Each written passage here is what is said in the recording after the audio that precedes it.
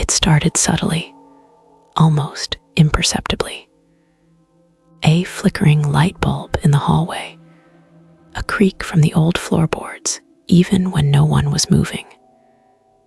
These were the first whispers, the faintest premonitions of what was to come in our old Victorian home.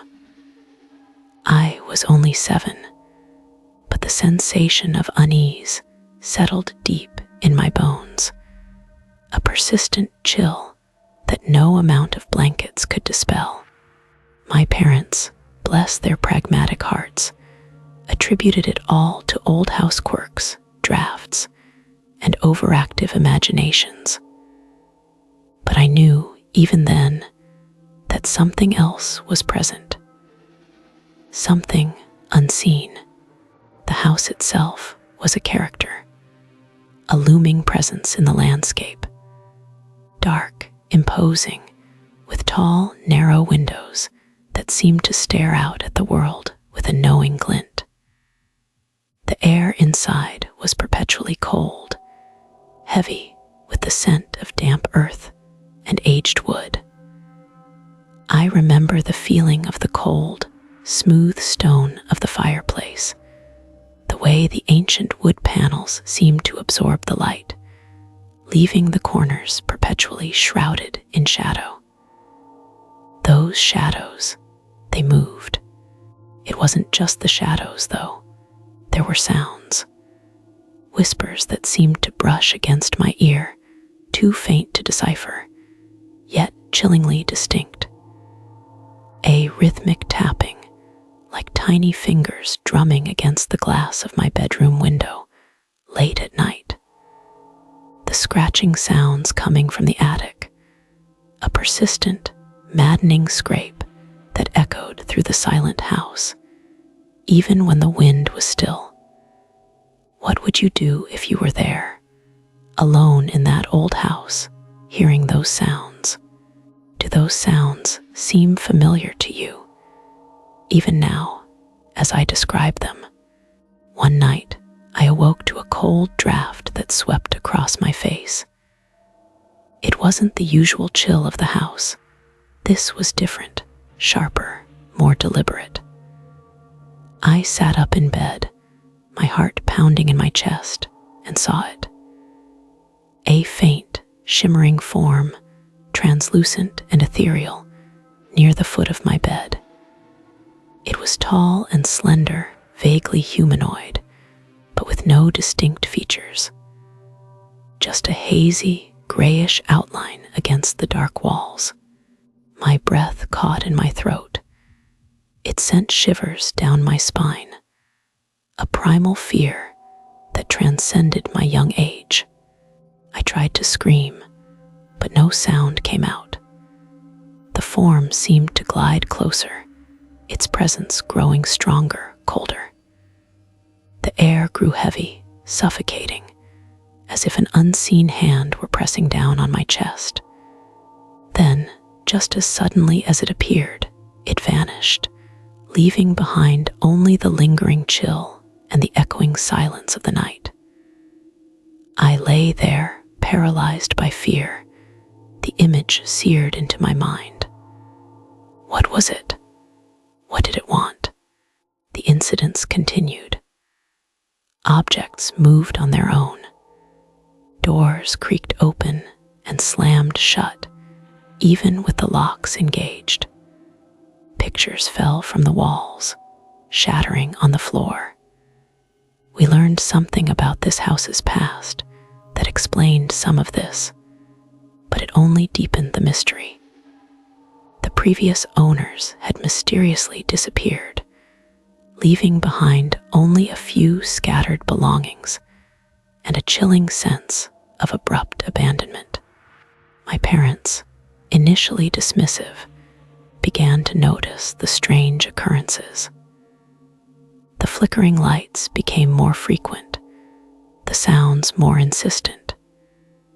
They tried rational explanations, but the increasing intensity of the phenomena made it impossible to ignore the unsettling truth.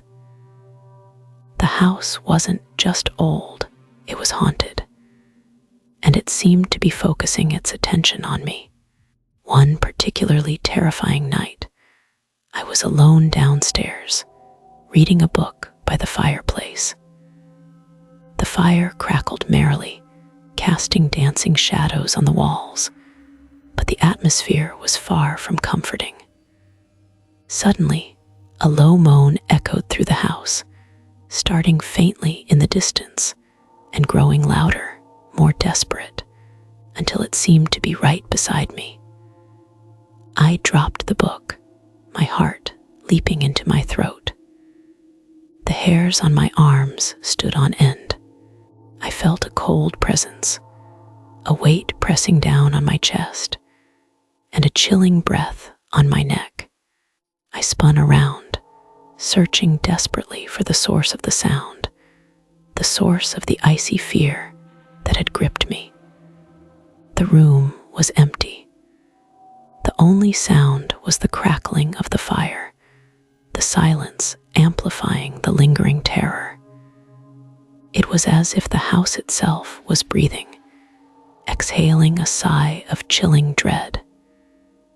It felt like I was being watched, studied, maybe even judged. Over the years, the occurrences lessened, becoming more sporadic, more subtle.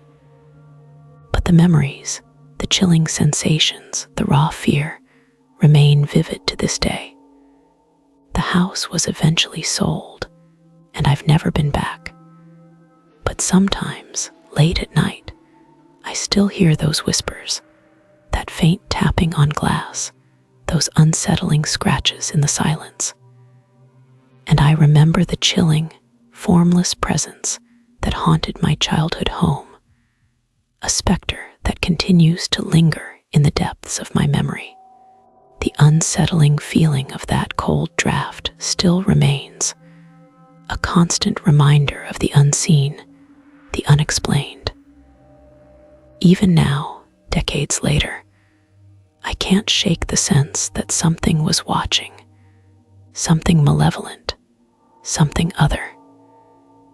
It was a dark, pervasive presence that permeated every corner of the house, leaving an indelible mark on my life.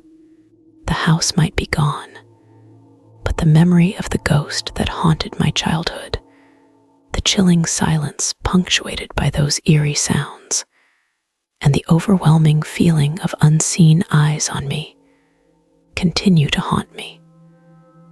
The details, the sounds, the cold, the fear, they all remain, etched into the fabric of my memories. Even now, the memory of that cold, misty form haunts my dreams. The way it seemed to glide, its indistinct shape shifting in the dim light, the feeling of icy dread that accompanied its presence, the way it seemed to feed on my fear, and the silence afterwards, the heavy, suffocating silence that amplified the terror, the silence that whispered more than any sound ever could. I often wonder what it was, what it wanted. Was it simply malevolent? Or was there something more profound, something more unsettling behind its haunting presence? The unanswered questions remain, a constant reminder of the inexplicable events that unfolded in that old house. I still wonder, sometimes, if it's still there, waiting in the shadows, in the silence, watching, waiting for its next victim, or perhaps merely lingering, a ghostly echo of a past tragedy. The question lingers, a constant low hum in the background of my life, a chilling reminder of the unseen, the unexplained, the forever haunting presence of the ghost that haunted my childhood home. What do you think happened in that house? What do you think it wanted? The questions linger, unanswered, a chilling testament to the power of the unknown. And the silence speaks volumes.